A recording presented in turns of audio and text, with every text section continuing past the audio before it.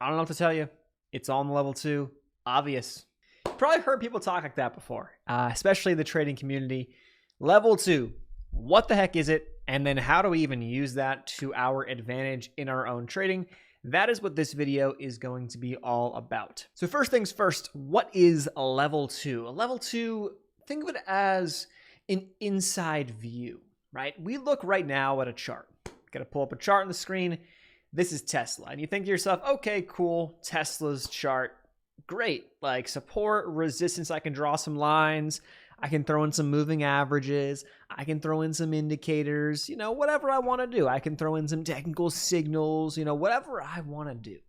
I can add all that stuff. And that's cool, that's great. But when it comes to price action, none of those things actually matter. Like, they don't matter at all. Price is going to do what price is going to do. But how we get a better view to understand what price is going to do, we can use something like level 2. So shift your focus to the right-hand side of the screen. And I'll try to zoom in here. You've got a order book, L2, stands for level 2. Under that, you've got time and sales. Time and sales is going through to show you all the orders coming through on Tesla, at what price, at what time, how many shares, etc. Just above that, you've got level 2. And so what you'll notice here is that you can scroll back, and this is using Webull, by the way, which we'll get to another platform that I think is much more clear in a second, but there's all different versions and ways to view this. This is just one option that you have at your disposal, which can be free. But essentially, you can scroll back to the left to see where there are larger orders and at what price points. And so, for example, on the green side, that'll be the bid side. So underneath the current price, we've got orders stacking up potentially as buy limit orders underneath where Tesla currently trades. And then you look to the upside and you see these little stair step patterns to the upside, and that's showing you that, like, at those parts where you see more of a vertical step start to develop, we've got some orders, some liquidity, potentially some limit sell orders sitting on Tesla there. And when you see very large moves, you may have massive orders. You could have, for example, right here at this 252.75 area, you seem to have a very large sell order potentially sitting there.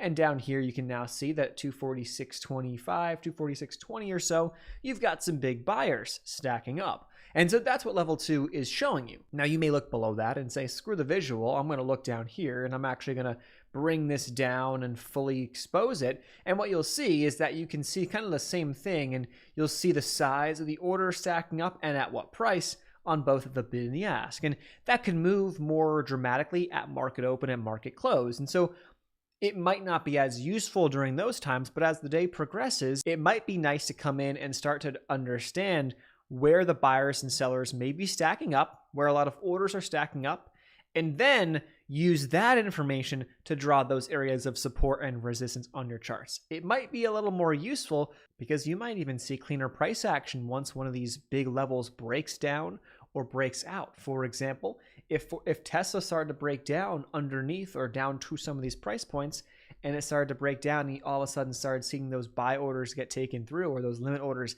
get filled, we might see a bigger move down. And same thing on the other side. If Tesla was to break through to the upside above some of these limit orders, above where we see some large orders stacking up on level 2, just above 253, it might make a big move up as we've broken through resistance. We've broken through some bigger sellers. We've worked through a lot of that, and now we're into open waters. And that's kind of how you can view level 2. Now, I want to dive into a better visual for level 2, and I think what would be more of a useful tool in your own trading and investing from a visual standpoint to make things very, very clear before you hit that buy or sell based off of level 2. But first, I do want to thank the sponsor of today's video, Ironbeam. Introducing Ironbeam, a bright choice for futures trading. Ironbeam is an industry-leading broker catering to traders worldwide. With 24-hour live support and the free Ironbeam platform, you can trade the most popular and liquid future contracts anywhere and from any device. With day trade margins as low as $50 and no account minimums, futures trading is more accessible than ever. Register now and let us help you shine a light on futures trading. Ironbeam. All right, so now up on your screen, you might just lose your mind looking at this initially, but trust me, please stick with us here for just a few minutes and we'll have this explained, I think, very nicely. This is an example of bookmap. And what bookmap is going to do is going to show you a liquidity heat map among many other things. Now, we have right now on the screen a look at level 2, but in a different way.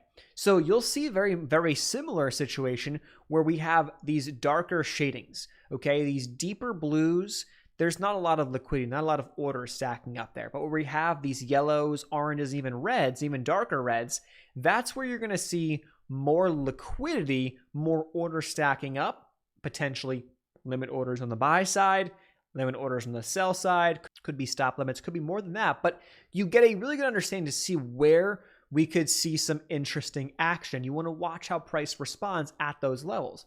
So for example, these dots are essentially volume dots and price action. So as price action trends down throughout the day here on Tesla, which we've got Tesla pulled up as well, as price action pulls down and into, we were sitting with this massive area of liquidity right here, into this area, what does Tesla do? We see some big volume come through, big orders, because in order to match some of the big orders that are sitting down there on level 2, you need some buyers or sellers. So you see some of those big volume dots, volume is confirmed there, and then price trends back up. So what that kind of shows is that those orders may have been some bigger buy limits. You may have had some aggressive sellers sell into that, but they eventually got filled, and there was not enough sellers to keep pushing price further down, and price actually started to rebound off that area that could have been viewed as a potential support if it held. And it kind of did. Then you see price action trend later on in the day and eventually comes back, breaks down below that level. And then what do we see? We see some more liquidity just below that. We see price action get down to that level, make a little bounce, come back, and then pretty much hold that level and bounce back to the upside. See it do the same thing. And then we have, as we get closer to the end of the day, price not able to break above liquidity right here at this 247, and Tesla couldn't break that into the end of the day, and it kind of consolidates and stays underneath that level into the close. So it's an example of now using level 2 to gauge currently where price is bouncing around, where we have current support and resistance, and if we're going to break out or break down, what levels need to break, need to be bought up, sold through, etc., in order to get that momentum to continue up or down or to break a recent range. And so when looking at it through bookmap, I think it's very clear to see. Look onto the right-hand side, you can kind of see the same thing. You have these larger areas. Under where it says COB, you can actually even see we have some of these red orders stacking up. We've got some of the green down below, kind of showing you the same thing.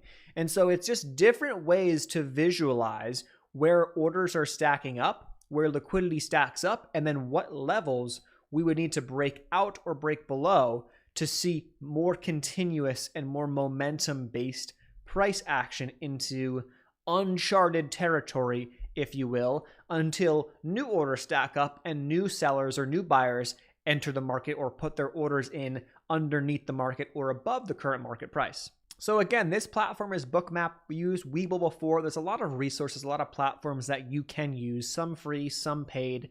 And I do want to mention that you don't have to use anything. It's not going to make or break your trading. What will make or break your trading is you creating a strategy, sticking to that strategy, and optimizing that strategy. And this could be a way or a tool to help optimize that strategy that you may have, whether it's futures trading, whether it's stock trading. It doesn't really matter. I'll leave links and resources down below, as well as a link to the sponsor of today's video, Ironbeam. If you want to check any of that stuff out, make sure you are subscribed, hit that thumbs up button, and hopefully this video helped you guys out today. Have a great rest of your day.